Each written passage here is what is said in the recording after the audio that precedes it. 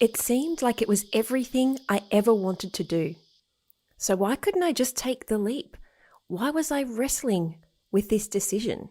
Was it fear that was holding me back? Or something else entirely? Welcome to the Bringing Business to Retail podcast, where I, Selena Knight, share strategies, interview retail revolutionaries, and delve into the minds of e-commerce experts to help you grow a profitable, independent retail or e-commerce business. If you're stuck in a rut, or if you feel like business is way harder than it should be, or you've overachieved all of the things that you've set out to and are wondering what to do next, or how do I even make this better? I know that you're going to love today's episode. Hey there, and welcome to the Bringing Business to Retail podcast. Here we are, second month of 2022 already. Oh my gosh, how quickly has this year flown by? Now, I don't know about you, but most of the people that I know, myself included, tend to, over that Christmas, New Year time, reflect on where they've been and where they want to go. What do they want out of the new year, this fresh, whole 12 months that are in front of them? What do they want to achieve? And that's why there's so many goal-setting workshops and planners and podcasts around how to set yourself up for the new year. Heck, even I jumped on the bandwagon and did one called This Could Be the Reason That You Won't Hit Your Goals This Year. And hey, if you haven't listened to it, it's pretty good. So I would go back a couple of episodes. That was the first one in January, so probably, 4 episodes ago, and have a listen to that one, because it is a really good place to set yourself up for this podcast. So most of you listening, when it comes to your goals for your business, they're going to be focused around growth of some kind. Now that could be revenue growth or profit growth or brand growth or customer growth, but generally we're looking at ways to make our business bigger. And so once you've identified what kind of growth you want, you start looking for opportunities. And when you start looking for them, they turn up. You will see posts inside of Facebook groups asking for collaborations. You'll get Instagram DMs asking you to be an influencer. Other business owners might approach you. You might even look at acquiring another business to incorporate into your own. Trust me, it is going to seem like there is an opportunity falling into your lap every single day. And recently, this is a situation that I came up against, and I wrestled with it for months. And in fact, once I sorted one out, the next one popped up, and I didn't have the answers. So I'm going to share with you what I did to get the answers. And I'm even going to give you the questions that you need to ask to decide if something is a shiny object or if it is an actual opportunity that you should investigate further. When it comes to growing your business, how do you know if something's an opportunity or if it's just a shiny object that's going to distract you and use up a lot of your time, money, and energy? Now, if you've listened to the podcast for a while, you know that there are 5 core pillars of retail success that we work with: money, sales, customers, marketing, and impact. And this quarter, my focus is impact. And so when I was sitting down to write out my 90-day plan, the questions I had to ask myself were, how do we grow our brand? How do we become leaders in our field? How do we build a legacy that fits with my overarching vision for the business? And if you've listened for a while, you'll know that that is to help 50,000 independent retail and e-commerce store owners to build profitable, scalable businesses in the next 5 years. Yes, it is a freaking huge goal. And no, I have no idea. Well, I have a little bit of an idea of how we're going to achieve it. So we know that we're going to have to partner with other businesses to be able to help that many people. We know we're going to have better and more robust systems to be able to help that many people. And we've spent the last 12 months focusing a lot on our customer experience and our behind the scenes CRM, our automation, our training portal, making sure that they are now scalable. And so, of course, if you want to help that many people, you have to find ways to grow the business. And it also means making some very big, sometimes very expensive decisions for your business. Now, some of those decisions have been money going out. So we have spent a lot of money building up our new tech and behind the scenes systems. And we've hired an awesome business development manager to help us with those partnerships. But one of the big decisions that we had to make was actually to stop money coming into the business. Now, I am very passionate about having multiple income streams for your business, even if you are a retail or e-commerce brand. And I've done podcasts on this before, so you can go and search them down. But I don't think any business should rely on one thing to provide all of its income. Putting all your eggs in one basket could mean the difference between going bankrupt if something goes wrong and still being able to meet your mortgage, to pay your team, to pay yourself if stuff goes pear-shaped. And so like most CEOs, towards the end of the year, you start to look at which parts of your business did you want to continue with and which parts are not necessarily viable or are distracting you from your core focus and that core vision. You're going to be looking at things like your product mix, your customer base, your marketing strategies, and your overarching business. How is the business that you've created right now on track to meet the business vision that you have created? And just a tip, you are allowed for that vision to change because it will change as you grow, as you mature, as you discover more about what you love about running a business and what you want your life to look like.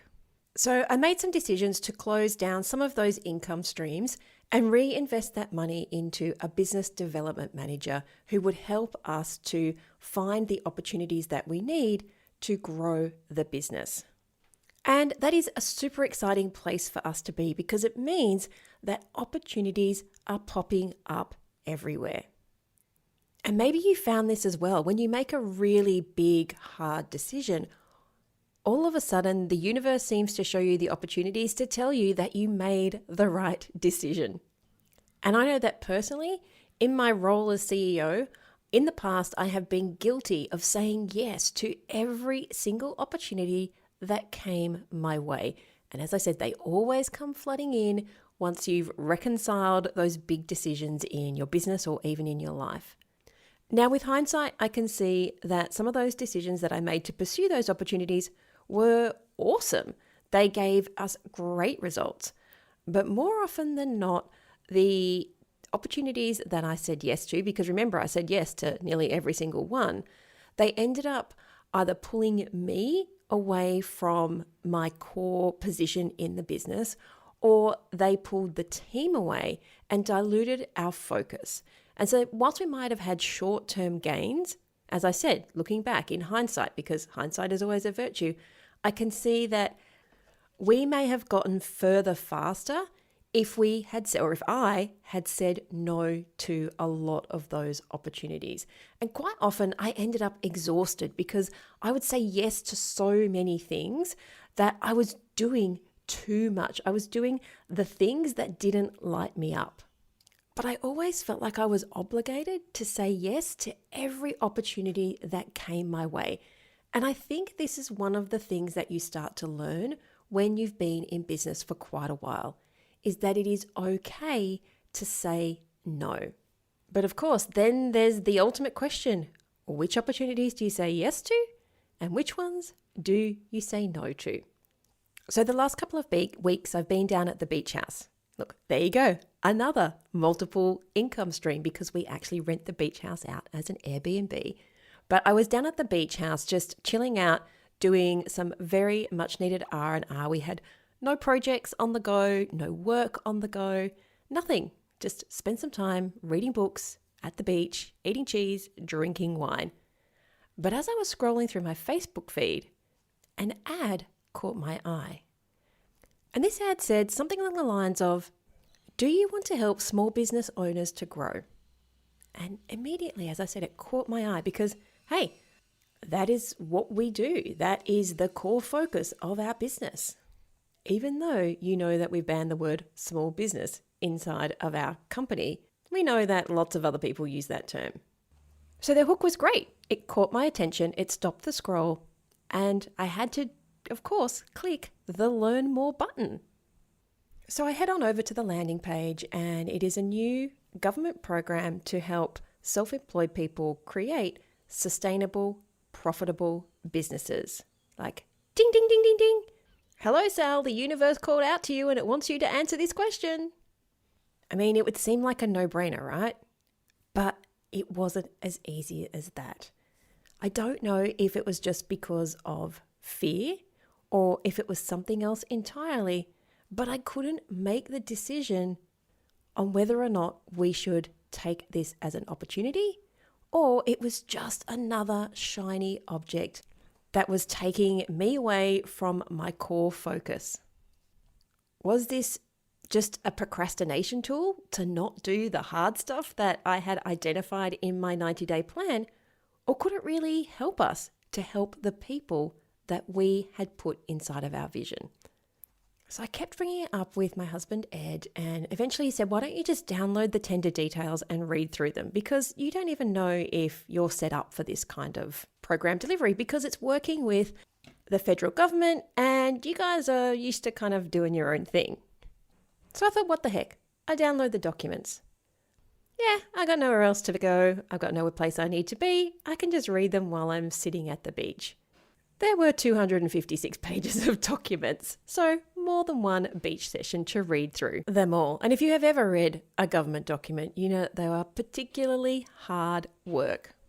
But like I said, I had nothing better to do, so I started reading through all the documentation, and the more I read, the more I realized that this was pretty much just another version of what we already do in our business. But there was one sticking point for me. It meant working with startups as well as established businesses. And we've never catered to the startup market. I mean, everybody in the company has run their own retail or e-commerce business, and we've all done it. So I knew we had the experience, but it was just something we hadn't really thought about before.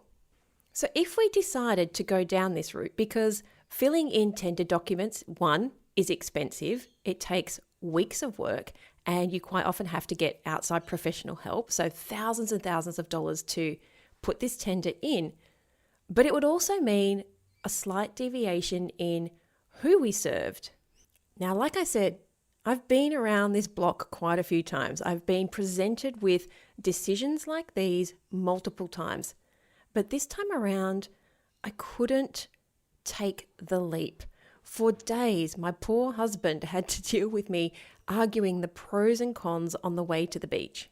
Plus, the time frame to put in the application was quite tight. The closing date was only 2 weeks away, and on top of that, I was about to fly to Canada. So was this something that I wanted to spend my time, my team's time, and then pay an outsider to help us with, or not? I didn't want to go through a really expensive exercise if it wasn't something that we were going to be committed to. And I also didn't want to distract the focus of my team because I'd been there and done that. I didn't want to stress them out. I didn't want them to say, oh my God, she's got yet another brilliant idea that we have to focus on. I didn't want to repeat those mistakes from years past. So was that just an excuse, or was I just scared? Was I scared that this was a huge multi-million-dollar opportunity that would mean expanding our business quite significantly? I just could not make the decision. And Ed, as much as he is a great sounding board, he is always my cheerleader. And I didn't really need a cheerleader this time. I really needed someone who would give me the hard talk, who would give me the real talk, the truth bombs of what this was going to mean for my company. So I called an emergency meeting with one of my personal advisory board members. Now, I've talked about personal advisory boards quite a few times over the years, and these are your key people that you go to when you have questions in your business that you need to have answered. Now, my advisory board are not paid people. They're just friends or mentors that I go to when I need help. And I know that I am that same person for other people. So I messaged one of my board members and told her of this opportunity and said I really needed some help to decide whether this was a shiny object or if it was a real opportunity that I should invest time and money in. And I will say that this is one of the key things that you should do when you have these kinds of relationships is you should go into the meeting or the call, the conversation with an agenda and the result that you want to achieve, because their time is busy and your time is busy. Sure, you can do the pleasantries thing, but you're there for a reason. And so before the call, I laid out what the opportunity was, what I thought it could do for the business, and the costs that were going to be involved, and the fact I needed help to decide, was this an opportunity or just a shiny object? I also said that I thought I might need 30 minutes because I thought I was going to have to go back and forth in the conversation. Generally, our meetings are always 20 minutes per person. And so I was giving her the courtesy and the respect to either let me know whether she had the 30 minutes or to make sure in her calendar she had that time aside. Now, the great thing is going into that conversation, because she was so prepared, we actually got a decision in 12 minutes. So I was very, very proud of that. And that's because Gina came prepared for the conversation and she let me have my preamble and she just bang, hit me with these questions that literally gave me the ability to make the answer in such a very short time frame. So I asked her if I could share these questions with you guys, and she quite generously said yes. And so if you are ever caught trying to decide whether something is an opportunity or it's just a procrastination, it's just a shiny object that's going to take you away from your core focus, here are the 5 questions that you need to ask yourself to decide. Question number 1, how does this help you achieve your overarching vision? And like I said, this one was really important to me because it made the decision so much easier.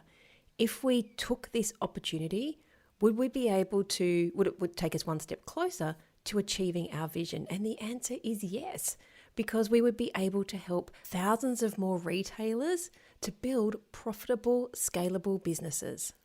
And this is the one it was easy for me to argue with myself, because I had said in our vision, retail and e-commerce stores, and this opportunity potentially may help us help other businesses that aren't just retail and e-commerce store owners.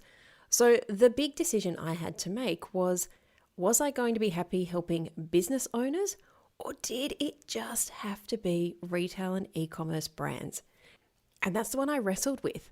But the answer at the end of the day for me was, would I be that selfish to say no to help somebody that wasn't in that particular sphere? I mean, at the end of the day, business is about selling, right? That's what we go into business for, to sell a product or a service. So would I say no to this opportunity, which, bearing in mind, will include retail and e-commerce store owners, when my vision is actually to help people build businesses that are profitable and scalable? And the answer was, I would be selfish not to. Of course, when you're making this decision, it's all based on what your vision is and how much are you willing to play outside the lines to achieve that. And the answer is probably inside of question number 2. And that is, will this opportunity distract you from where you're going, or will it add value? Because let's be honest, if this so-called opportunity is going to distract you, then realistically, it's not going to help you to achieve your vision. And if you are ever feeling like maybe this is a shiny object, this for me is the question that I kind of feel is my go-to. Is it just a reason to not do something that is more difficult that I don't want to do? Is it because I'm procrastinating? Is it because there's a pile of paperwork that I really don't want to go through? So I'm going to go and spend hours investigating this so-called opportunity. The question, quite simply, is it just a distraction, which is something that we're all guilty of at some point in our business, or is it going to actually add value to where you're headed? Okay, so the first question is, does this opportunity help you achieve your overarching vision? The second one, does it distract you from where you're going, or is it going to add value? The third question is, does this make money, or does it create more opportunities?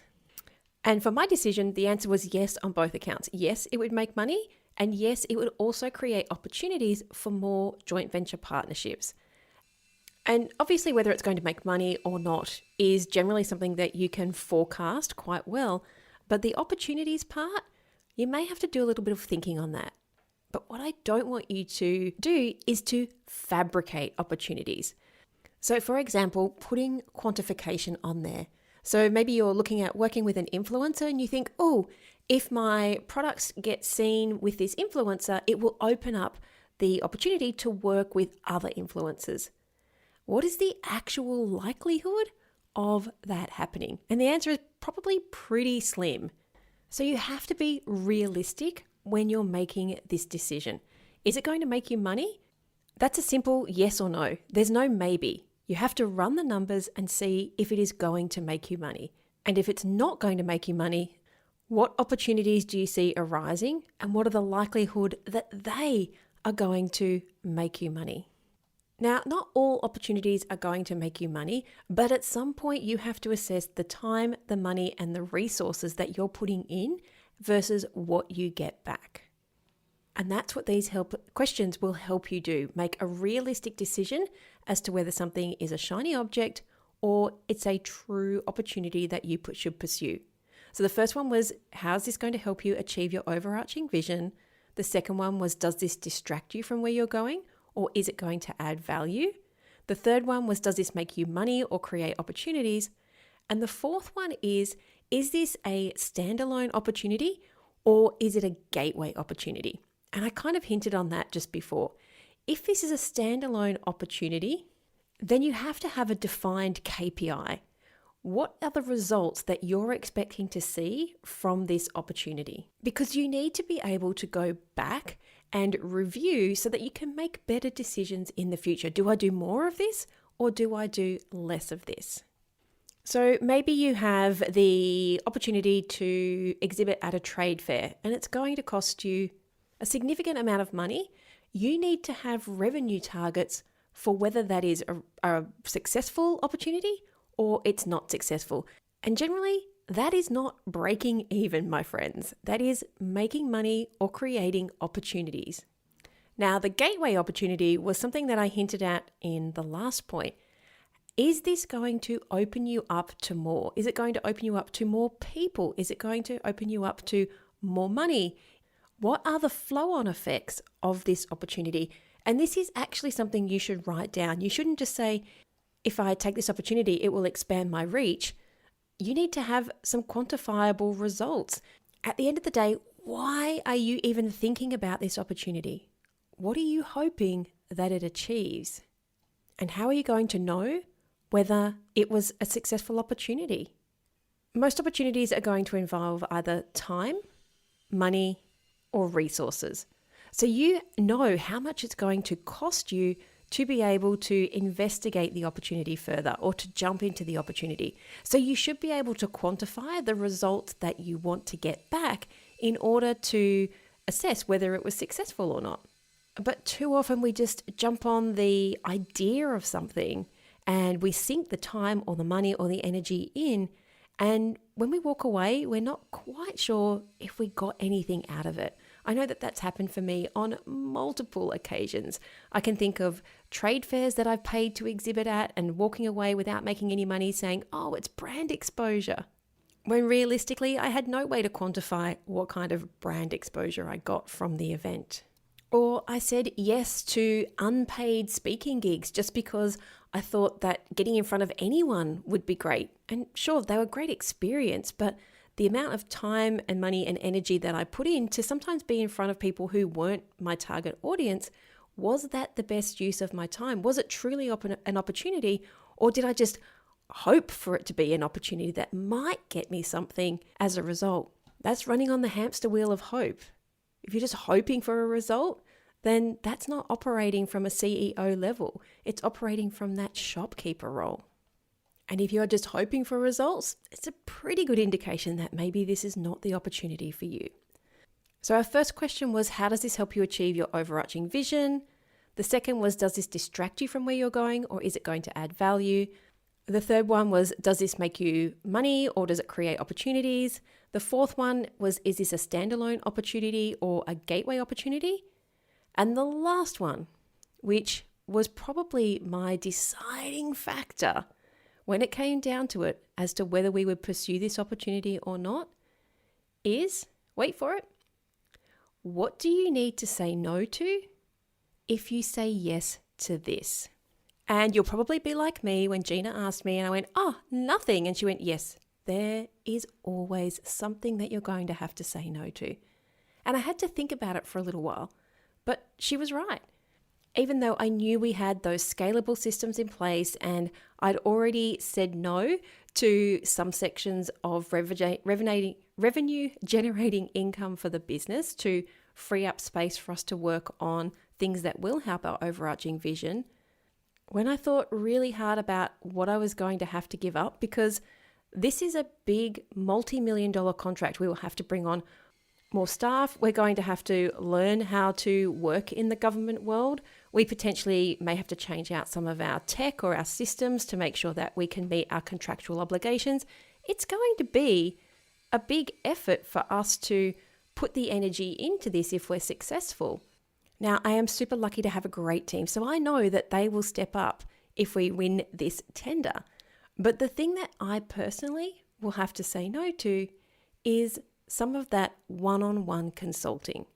Because being the CEO of a business with 20 employees is very different from being the CEO of a business with 5 employees, where we all know what we're doing, we work flexible hours, but if we move to being an organization with 20 staff, we have to make sure we have things like HR processes and tech processes, and that we meet our contractual obligations in regards to being compliant for things. And that is going to mean that I am going to have to lead in a very different way, especially at the beginning during this changeover time. Now, the other thing is my consulting brings in a lot of revenue into the business. Well, the answer to that is this contract would bring in far more money than what my consulting does currently. Now, that doesn't mean that I have to give up all the things I love in the business. It doesn't mean I have to give up speaking or creating content, all those sorts of things that I actually love doing. And it doesn't mean that I can't go back to consulting at a certain point if I feel like I want to. It just means that I know that I have to say no to any of those one-on-one opportunities in the next couple of months, because I don't want to have really big, potentially long-term commitments, because some of these contracts go for up to 12 months. I don't want to have these commitments that I may have to break. So after going through all those questions, does this help you achieve your overarching vision? Does this distract from where you're heading, or is it going to add value? Does this make you money or create opportunities? Is this a standalone or gateway opportunity? And what will you need to say no to if you say yes to this? I came to the conclusion that yes, I wanted to invest the time and the money and the energy to go through this tender process. Now, here is the funny thing. I don't know about you, but every time I make one of these really big, when you look back on it, pivotal decisions in your business, the universe freaking tests you. I can't believe it happens, and I should just know that it is going to happen. For example, that section of the income stream, we were flooded with inquiries. The same here.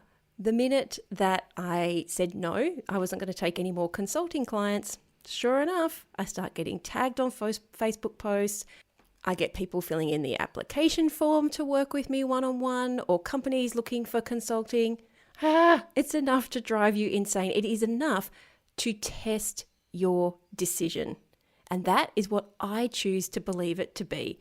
It is the universe saying, do you truly believe in this thing that you are going to say no to? In fact, I'm also going to go so far and say that if the universe tests you like this, you have probably made the right decision. And remember, sometimes that decision is to say no to the supposed opportunity. Remember, the whole point of this podcast is for you to decide if something is a shiny object or if it is a true opportunity that you should pursue. So sometimes you will say no. You'll say, you know what, that was a shiny object. And the universe will test you, my friend. I can pretty much guarantee it. But I do believe that when that happens, you will know that you've made the right decision. And I know that for me, I didn't feel any regret when all those inquiries came flooding in. I felt empowered. I felt so excited about where we're headed And you know what? At the end of the day, if we aren't successful, then I can reach back out to those people and say, hey, if you're still looking for help, we have availability now. So it will be a few months before we discover whether we've been successful or whether we haven't been successful.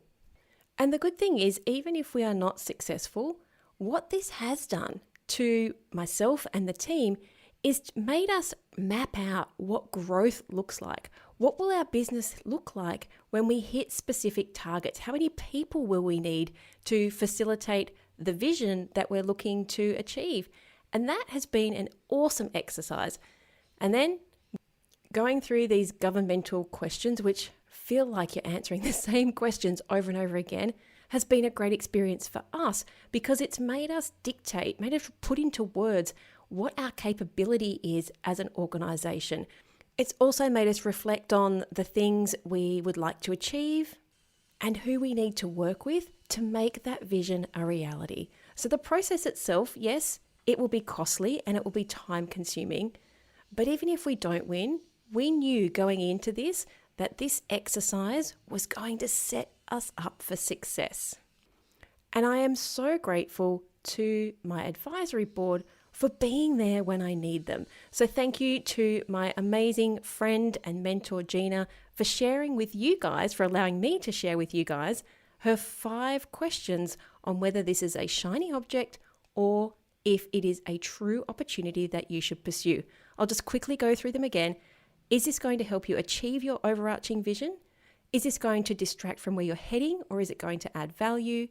Is it going to make you money or create opportunities?